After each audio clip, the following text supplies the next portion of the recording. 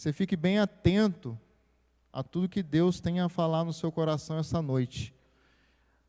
Você fique bem atento que tem muitas coisas que o Senhor quer falar para mim e para você nessa noite. Então, João 16:33 fala o seguinte: eu lhes disse essas coisas para que em mim vocês tenham paz. Neste mundo vocês terão aflições, contudo, tenham ânimo, eu venci o mundo. Então, nesse versículo, é o último versículo antes do versículo 17, que logo depois do versículo 17, Jesus ora por ele, ora pelos seus discípulos e ora por nós, crentes que estamos aqui hoje, e por todos aqueles que estão por vir ainda. E logo depois, no capítulo 18, ele é preso, e ele começa a jornada dele da crucificação. Então, esse texto, esse capítulo 16, Jesus ele começa a falar com os seus discípulos, mostrar a eles que ele já está saindo, que ele está tipo se despedindo dos seus discípulos, porque logo depois ele estaria preso. Então ele começa a dar algumas questões, algumas falas para os seus discípulos, e neste momento aqui ele está, para mim, acredito que ele está se despedindo dos seus discípulos. Aí vem uma aflição, vem uma preocupação muito grande dos seus discípulos, porque eles estavam andando com Jesus há 3 anos, e neste momento Jesus fala que eles não vai estar mais com eles. Então tem uma aflição, tem uma preocupação, tem algum desespero, às vezes, dos discípulos, por não estar mais com Jesus. E acontece às vezes com a gente também. Muitas vezes a gente pensa que a gente não está mais, que Cristo não está mais conosco, que Cristo nos abandonou, que a gente está só. E a gente tem algumas preocupações, algumas angústias. Aí eu peguei a palavra aflição, que ele fala que é agonia, que é sofrimento interno, preocupações, ansiedade, sensação de algo que não está certo e de algo traumático que pode acontecer. Isso é uma aflição. Então eu queria pegar 3 ensinamentos que eu tirei desse texto. 3 ensinamentos que para a nossa vida, para mim e para você, é o que o texto me trouxe, que Deus me trouxe nesse texto. Então, como primeiro ensinamento é sobre as aflições.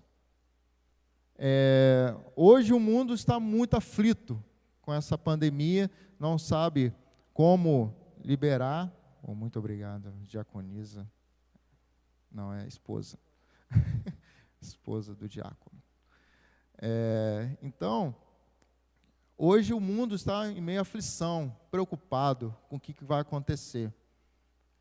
A gente vive 24 horas preocupados, 24 horas preocupados com o que vai acontecer, 24 horas preocupados com o que vai ser do amanhã, 24 horas preocupados com o que vai ser daqui 1 hora, 2 horas, 3 horas. Nós estamos 24 horas nesse texto, com aflição. Aí você fala assim, Leandro, mas se está na Bíblia eu posso sentir aflição. A Bíblia diz, neste mundo teremos aflições. Então, se eu estou com aflição, então eu estou na Bíblia, né? Se a Bíblia diz, eu tenho que sentir aflição. Bem, e outros ainda falam assim, lá em Lucas 4, que eu até peguei aqui, Lucas 4, 9, 23, fala ainda assim que Jesus fala, se quiser me acompanhar, negue-se a si mesmo, tome diariamente a sua cruz e siga-me. Então, além de ter aflições, eu preciso carregar a minha cruz. Então, a gente fica 24 horas pensando nas aflições, pensando nas preocupações, pensando na nossa cruz, pensando naquilo que sempre nos faz mal. Todos nós realmente temos preocupações. Mas aí todos nós, a gente fala assim, essa é uma cruz. E o mais interessante ainda é que às vezes a gente coloca a nossa cruz na outra pessoa. Por exemplo, a minha cruz, Às vezes no casal, minha cruz é a minha esposa. Ela é minha cruz que eu carrego. Carrego essa cruz, sei lá quantos anos. Aí fala, meu esposo tem 40 anos que ele é minha cruz. Meu filho é minha cruz. Então a gente sempre bota a responsabilidade da nossa cruz na outra pessoa. Nunca a gente para e pensa e vê quais são realmente a nossa cruz. Sempre a gente bota alguém ou outro ou lugar como a cruz. O meu serviço, o meu trabalho que tira meu sono é a minha cruz. Mas será que realmente é o outro? Será que realmente é a pessoa? Será que realmente é o serviço? Ou será que realmente você tem realmente uma cruz? E uma coisa interessante que eu parei para pensar, a cruz, tem 3 perguntas que eu botei aqui que muitas vezes a gente não para perguntar para nós. A cruz é ruim? A cruz que a gente tem é ruim? Será que a cruz é uma forma ruim de Deus falar isso, quando Ele fala assim, pegue diariamente a sua cruz e siga-me? Será que isso é uma coisa ruim? Qual que é o peso da sua cruz? Porque às vezes a pessoa olha a cruz como algo pesado. Que Jesus andou com aquela cruz que Ele carregava e que era muito pesada. Mas vamos olhar para o lado assim. Se Ele falou, pegue diariamente a sua cruz, não é a cruz de Cristo. Ele carregou a cruz dele. Mas será que a sua cruz é mais pesada que a de Cristo ou mais leve? Será que a minha cruz é mais pesada ou mais leve? O peso da sua cruz e da minha, quem coloca é você e eu. Não adianta você comparar o peso da sua cruz com o peso da minha cruz. Aí a gente depara com essa questão, igual eu falei. Você não sabe do meu problema, que o meu problema é maior que o seu. A minha cruz é mais pesada que a sua. Então, às vezes, a gente coloca peso na nossa cruz e coloca o peso na cruz do outro ainda. Esse é o problema ainda. Que a gente não sabe qual o peso que a outra pessoa está também com a cruz dela. Então, se a gente começar a colocar muito peso na nossa cruz, realmente a gente vai ter um problema muito grande. A gente tem que tomar cuidado com os fardos que a gente coloca em cima da nossa cruz. Não quer dizer que cruz é um sacrifício, é um sofrimento. Cruz, a gente carrega. E se é para carregar, faça ela ficar mais leve. Se é para carregar. E outra, e qual é o significado da cruz para você? Eu coloquei aqui alguns significados que falam assim, abnegação, dedicação total e obediência. Se Cristo falou, pegue a sua cruz e me siga, então realmente a gente tem que ter essa dedicação com nossa cruz e a obediência ao Senhor de carregar. Porque senão a gente está desobedecendo ao Senhor, porque Ele sabe que nós teremos essas aflições, Ele sabe que nós teremos essas preocupações, Ele sabe que nós temos as nossas cruzes, mas Ele falou, pega a sua cruz e siga-me. Ele não falou, pega a sua cruz e para. Ele falou, siga-me. Então, se é para seguir, então a gente carrega a cruz. Mas como eu falei, o peso que a gente dá para nossa cruz é que vai fazer a gente sofrer mais na caminhada. Mas se a gente colocar uma cruz mais leve, a gente vai carregá-la muito mais fácil. E vai seguir ela vai seguir o Senhor muito mais. O problema é que nós não sabemos esse significado da cruz. Porque quando a gente sabe, a gente toma esses cuidados. Mas quando a gente não sabe o significado da cruz, a gente começa a cair nessas aflições, começa a cair em depressão, começa a cair em ansiedade, começa a ter problemas no corpo, começa a ter várias coisas. Aí o que acontece? Muitos caem em remédios, fortíssimos. Muitos caem na droga porque não conseguem superar essas ansiedades, essas depressões. Muitos caem na bebida para esquecer das preocupações. Quantas pessoas que você conhece que falam assim, eu prefiro beber para poder esquecer os meus problemas. Só que no outro dia tem, além dos problemas dela, às vezes tem o problema da bebida que deu ainda. Então, às vezes as pessoas buscam eliminar suas aflições, eliminar seus problemas, eliminar suas frustrações, eliminar tudo as preocupações em coisas materiais. Isso não é errado. Claro que tem medicina para isso, tem psicólogos para isso, tem muitas coisas para isso. Mas o que é espiritual não vai ser tratado com homens. Se a sua luta, a sua batalha é espiritual, se a sua cruz é espiritual, você vai rodar e vai chegar no mesmo momento, vai chegar na mesma cruz e não vai chegar em lugar nenhum. Então, quando a gente sabe qual é o significado da cruz, de realmente ter ela no nosso corpo, carregar essa cruz e saber que quanto mais leve ela ficar, mais eu ando, aí a gente não vai precisar mais de drogas, de bebidas, de coisas superficiais para poder tirar aquilo que às vezes a gente usa isso para dar mais força para carregar a cruz, mas não é preciso a gente mais força para carregar a cruz, precisa diminuir o peso da cruz. Essa é a questão. A gente não precisa ficar mais forte, é só diminuir o peso. Então, hoje a gente tem que tomar um cuidado com isso. Eu vou também estar trazendo alguns versículos do próprio capítulo 16, porque ele fecha, esse que eu li, ele fecha o capítulo 16. Mas tem muitas coisas antes do capítulo 16 para chegar até o 33.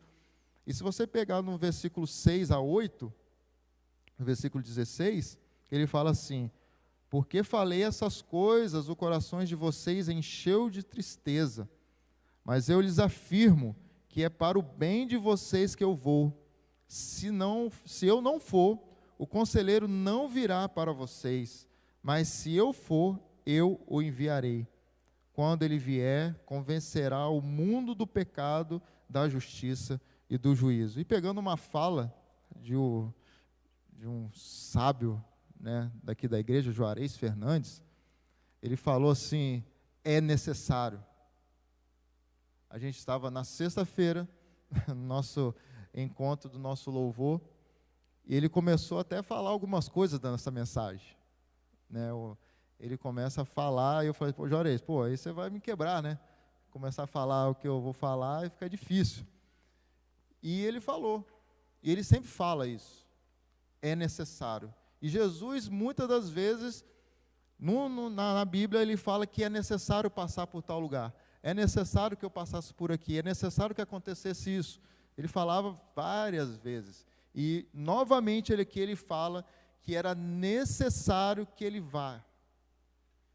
Porque, senão, ele não fosse, o conselheiro, que era o Espírito Santo, não estaria com eles e conosco hoje. Então, era necessário. Então, aí, o que eu tiro disso?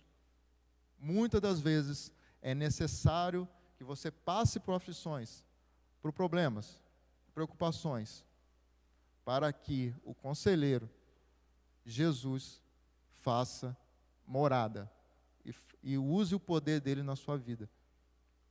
Às vezes é necessário que isso aconteça. Aqui, se você ver, ele falou assim: por que eu falei essas coisas, o coração de vocês encheu de tristeza? Muitas das vezes nós ficamos tristes com algumas situações, ficamos tristes com a vida, com algumas coisas que acontecem. Ficamos, igual eu falei, às vezes ficamos tristes por saber que às vezes Deus nos abandonou, Deus não está nos respondendo, Deus não está fazendo aquilo que a gente quer, e a gente fica triste. Mas lá na frente, Deus fala assim: foi necessário que você passasse aquilo lá, para que hoje você entendesse o poder que eu tenho com você. Então, a gente tem que saber lidar com essas coisas. saber que Deus está no comando, Deus está junto conosco nas nossas aflições, nossas preocupações, nas nossas mazelas, sempre está junto conosco, sempre está junto conosco. Então, se a gente saber que Deus está conosco, as preocupações e a nossa cruz fica mais leve, porque Ele está junto conosco. O outro ponto é que fala que sim, tenham ânimo. Primeiro ele fala que nós vamos ter aflições, e depois ele fala assim, tenham ânimo. Tem até uma exclamação no texto. Tenham ânimo. Aí esse ânimo é de animar, é de você estar motivado a fazer as coisas. Porque ele fala, ó, vai ter o mundo, vai ter as aflições aí, mas ó, tenham ânimo.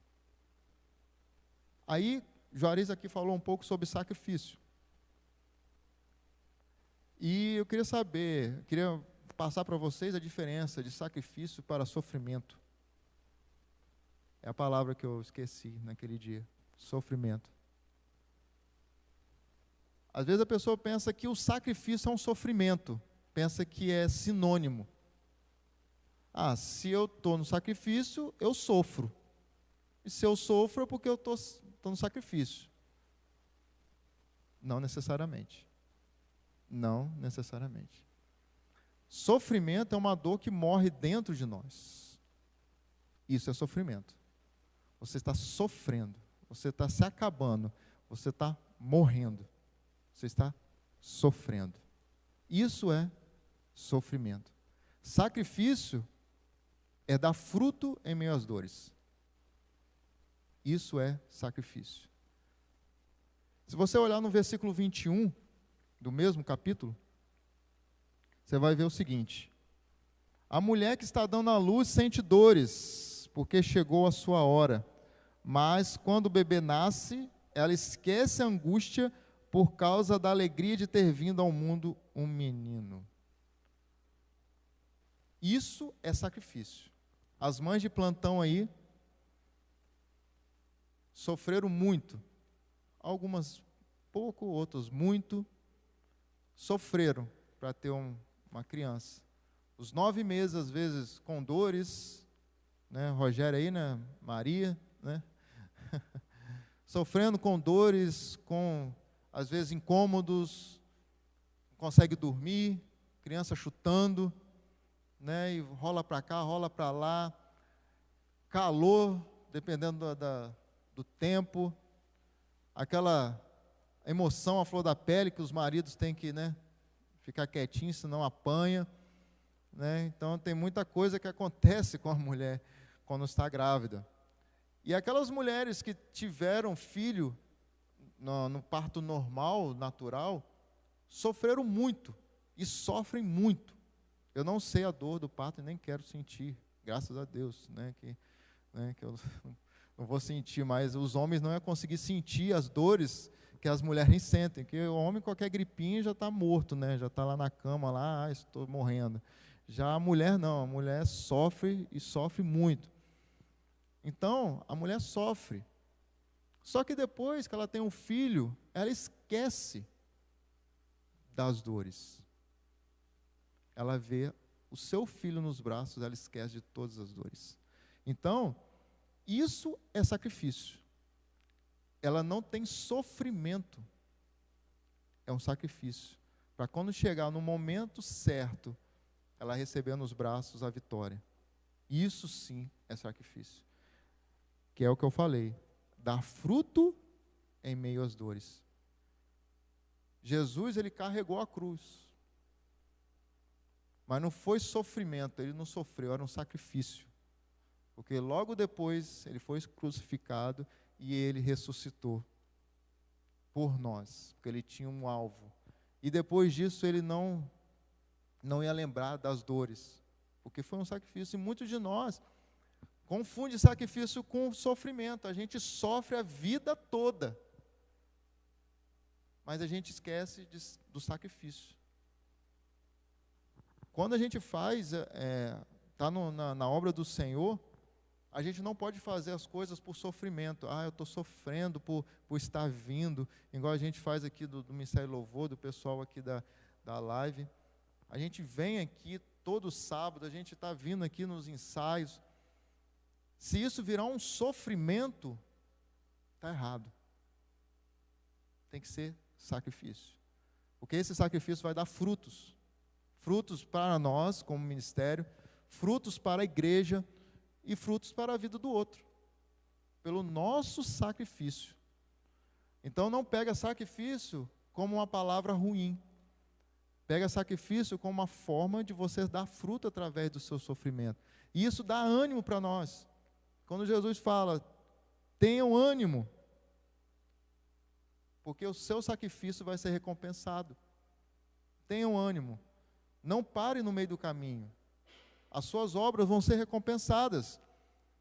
E quando Jesus mostrou a Tomé as marcas, depois da crucificação, ele mostrou as marcas para Tomé, porque Tomé tinha que ver as marcas. E o que eu tiro com isso? A partir do momento que você está no sacrifício, você vai ter marcas. Você vai ter marcas. E essas marcas vão te dar autoridade para falar para outra pessoa. É o que Jesus fez ali. Falou assim, meu amigo, olha só, eu tenho a marca aqui, ó. Eu passei pelo sacrifício. E eu estou vivo. Eu estou vivo. E eu estou mais forte do que antes. Que agora eu estou ressurreto. Eu ressuscitei. Agora eu estou indo para o Pai. Agora eu estou mais forte do que antes. Então as nossas marcas nos deixam mais fortes. E quando a gente mostra as marcas ainda, aí sim que as pessoas vão acreditar realmente que o sacrifício valeu a pena. Não o sofrimento. Quando você sofre, você vai ter as marcas, mas isso você não vai replicar para o outro. Não vai replicar. E você vai ter vergonha de mostrar as suas marcas. Porque as suas marcas não vão ser um sacrifício. E quando Jesus disse que para ter ânimo, nós vamos ser pessoas, para que a gente possa ser pessoas mais fortes, emocionalmente, espiritualmente e fisicamente. Porque a nossa vida diária, nós temos que ter ânimo. Quando a gente acorda, nós temos que ter ânimo para viver aquele dia. Tem que ter ânimo, porque as coisas não são fáceis. A nossa vida não é fácil. E realmente as aflições vêm, a preocupação vem, os problemas vêm, mas se a gente não tiver ânimo para romper com isso, nós vamos estagnar e vamos parar no meio do caminho. Então, acorda todos os dias com essa mensagem. Tenha ânimo. Não tire o ânimo da sua vida. Cristo disse, tenham ânimo, porque você vai ter aflição. Na Bíblia fala que nós somos como ovelhas destinadas ao matadouro, todos os dias. Todos os dias. Se a gente não tiver ânimo, nós vamos acabar piorando todos os dias a nossa vida. Então, o que acontece quando nós não vivemos na vida de um sacrifício para dar fruto? Nós vamos ser igual uma uva sem semente. Quem já comeu uva sem semente? É muito bom, né? Uva sem semente, que não precisa tirar os caroços, né? Que você fica lá se matando para tirar aquele caroço. Mas você compra uma uva sem semente, sem caroço, você vai, bota na boca, mastiga e engole. Mas você já parou para pensar como que é feita uma uva sem caroço? Já parou para pensar? Porque o que faz crescer uma fruta, ou uma árvore, ou uma coisa, é o quê? A semente. Não é isso? Ou uma muda, uma coisa assim, né? Às vezes um mamão, você pega lá a semente do mamão, coloca lá na terra lá, faz um negócio, ele cresce, porque é a semente que dá a árvore, o fruto. Só que a uva é sem semente. Como que você vai fazer para fazer uma árvore, uma outra fruta, outro pé de uva sem semente, se ela não tem semente? Sabe como que é feito? É feito geneticamente modificado. Não é feito naturalmente, igual as outras frutas. Ela não dá fruto. Se você pegar uma uva sem semente e colocar no chão, ela não vai crescer. O que eles fazem? Tem duas coisas. Eles pegam a uva e vai cortando algumas podas, alguma coisa assim, vai geneticamente colocando algumas químicas, algumas coisas na uva que ela vai crescendo. E tem outro formato que eles vão colocando outro tipo de química, pega um ramo que já tem a fruta, bota lá e vai fazendo. É geneticamente, totalmente geneticamente modificada. Porque ela não foi feita para dar fruto. E muitas vezes nós, como vivemos um sacrifício, não vivemos uma vida de ânimo, nós somos como uma uva sem semente. Nós somos geneticamente modificados por alguém, modificado por alguma pessoa, modificado por alguma dogma, modificado por alguma coisa que não é a nossa essência.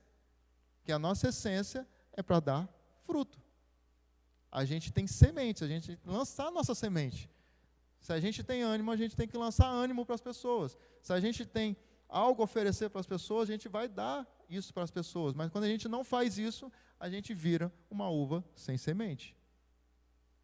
E a gente acaba sendo modificado por vento de doutrina. Sendo modificado por aquilo que a gente ouve. Modificado por aquilo que as pessoas querem que a gente seja. Mas a nossa essência é de dar fruto. Então a uva que dá fruto é aquela uva que tem semente. Então não seja uma uva sem semente.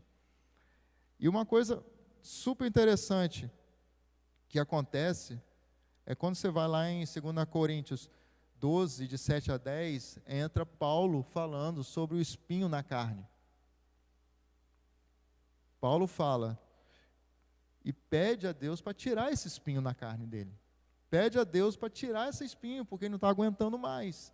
É uma aflição, uma preocupação, uma doença, que muitos estudiosos, teólogos falam que era uma doença de Paulo, às vezes na vista, né, que ele estava ficando cego, porque chegou um momento das cartas dele, que ele não estava conseguindo escrever, estava fazendo com letras grandes, e muitas vezes ele não estava conseguindo escrever as cartas deles. Então, muitos teólogos falam que esse espinho na carne era uma cegueira, próximo de uma cegueira de Paulo. Mas não tem nada provado o que seria isso. Mas Paulo pediu ao Senhor para tirar esse espinho na carne.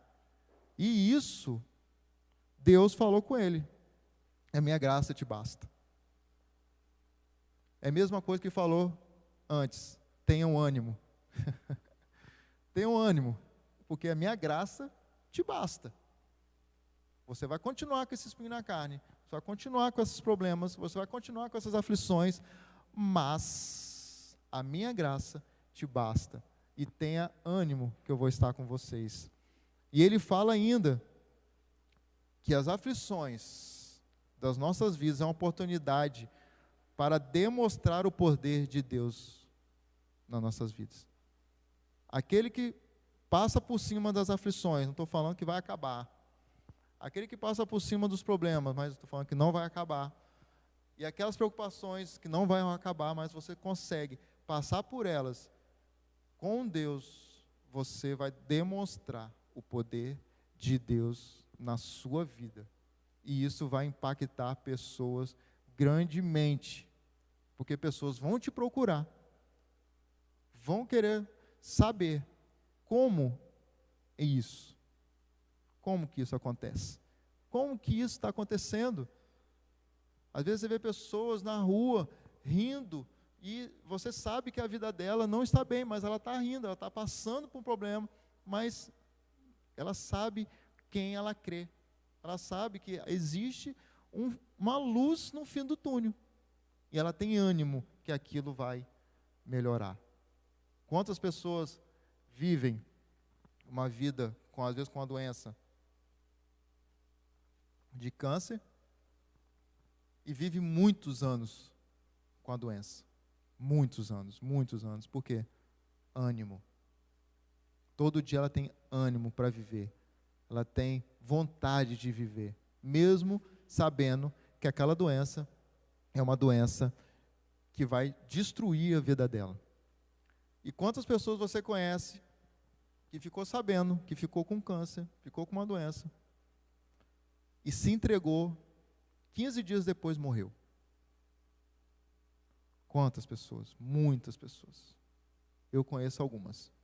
Conheço um amigo, um colega meu que morreu, deve ter mais de 10 anos isso. Tem um amigo de Paulo também. Ele sofreu com câncer, um menino novo, 22 anos. Com muitos anos, 3 a 4 anos com câncer, indo e voltando, e um menino sempre sorridente, vivendo a vida maravilhosa. A gente foi no hospital, ele rindo, ele brincando. A gente orou com ele lá, ele orando e tal. E sempre aquele menino rindo. Chegou um momento que ele desistiu. Depois de uns 4, 5 anos de tratamento. Quando ele desistiu, ele morreu. Então, às vezes, as nossas preocupações, as nossas frustrações, tudo isso vai acabando. Igual eu falei das preocupações, que é uma coisa que morre dentro de nós, realmente morre dentro de nós e acaba conosco. Se a gente não ter ânimo de viver, não ter ânimo de estar junto com o Senhor e saber que o Senhor está conosco. E o terceiro e último, fala assim, Jesus fala assim: eu venci o mundo. Uma coisa interessante aqui, que às vezes as pessoas não param para pensar, que quando fala assim, tenham ânimo porque eu venci o mundo. Aí fala assim, também eu vou vencer o mundo, né? Então, se eu tenho ânimo, eu vou vencer o mundo. Mas não, Jesus falou sim. Vocês terão aflições, tenham ânimo, ponto de exclamação. Eu, Jesus, venci o mundo. Então, quem venceu o mundo foi Jesus que venceu o mundo. Nós não precisamos mais vencer o mundo, porque o mundo já está vencido. Ele só pediu para a gente ter ânimo no mundo. Não vencer o mundo, porque o mundo já está vencido. E a gente fala, agora eu vou ter ânimo porque eu vou vencer o mundo. Eu vou meter o meu peito e vou vencer. Vai se frustrar. Nós não precisamos vencer o mundo já está vencido. E lá em Marcos 4, do versículo 35 ao 41, fala uma coisa tremenda. Vou até ler aqui, rapidinho. Marcos 4, do 35 ao 41, que eu vou terminar com essa mensagem, que fala assim, cadê Marcos? Qual que eu botei? 4, 35 ao 41, cadê? Não, é esse aqui, estou no 5 aqui. Marcos 4, 35, aqui. Fala assim, naquele dia ao anoitecer, disse ele aos seus discípulos, vamos para o outro lado. Deixando a multidão, eles levaram no barco, assim como estava. Outros barcos também o acompanhavam. Levantou-se um forte vendaval e as ondas se lançavam contra o barco, de forma que este foi se enchendo de água. Jesus estava na polpa, dormindo com a cabeça sobre o travesseiro. Os discípulos acordaram e clamaram, mestre, não te importas que morramos? Ele se levantou, repreendeu o vento e disse ao mar, aquiete-se, acalme-se. O vento se aquietou e fez completa bonança. Então perguntou aos seus discípulos, por que vocês estão com tanto medo? Ainda não têm fé? Eles estavam apavorados e perguntaram uns aos outros, quem é este que até o vento e o mar lhe obedece? Meus irmãos, as nossas vidas, as nossas preocupações são igual essa tempestade da Bíblia. As tempestades vão chegar, as tempestades vão vir, fortes ventos vão bater contra o nosso barco, fortes ventos, E muitas vezes a gente pensa que não vai sobreviver, porque o vento bate, mas bate forte.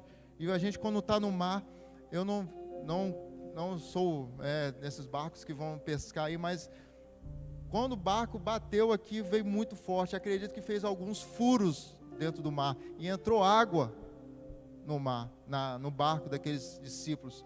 E Jesus estava dormindo. E uma coisa interessante, que por causa desses furos, dessa água que entrou, o barco começou a afundar, começou a balançar.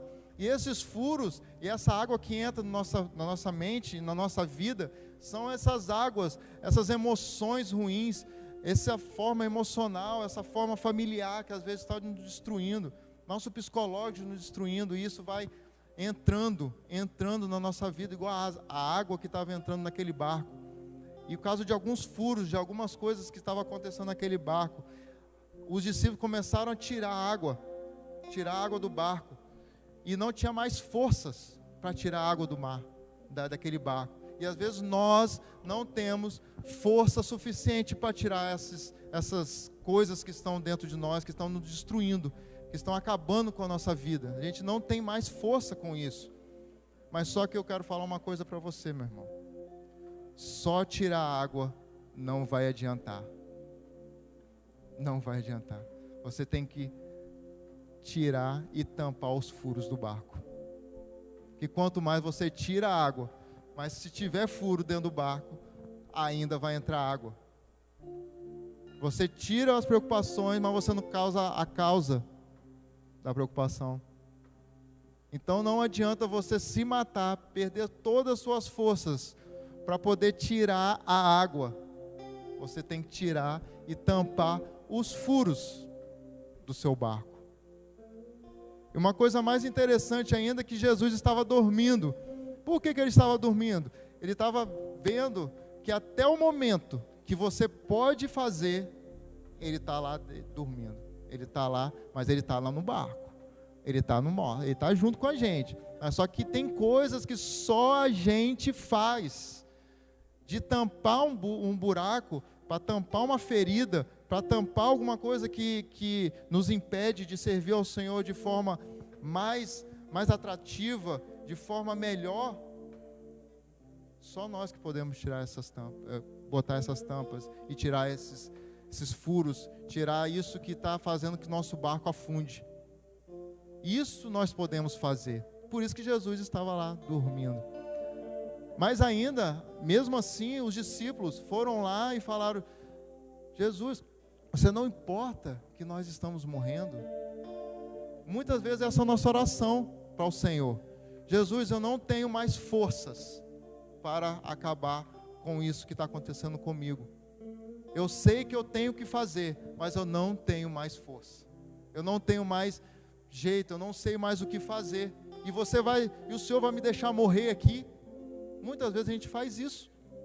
Nossa oração. Aí, o que Jesus faz? Ele se levanta.